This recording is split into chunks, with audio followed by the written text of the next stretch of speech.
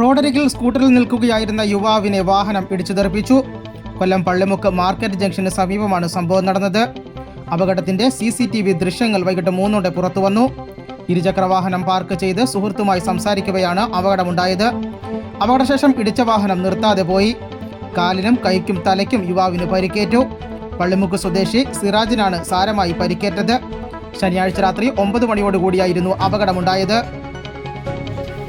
പിരിവിന് പോകാൻ വേണ്ടി പോയപ്പോഴാണ് സംഭവിച്ചത്.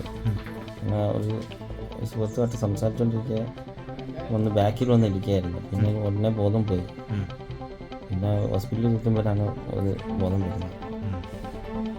പരിക്കുകൾ എത്ര ഗുരുതരമാണ്? കൈക്ക് തലയാണ്. അന്ന് മുതൽ ഇന്ന് ഉറങ്ങിയിട്ടില്ല. ഭയങ്കര ബെഡിൽ കിടക്കാൻ പോലും പറ്റുന്നില്ല. പോലീസ് കേസെടുത്തിട്ടുണ്ടോ? പോലീസ് പരാതി കൊടുത്തിട്ടുണ്ട്.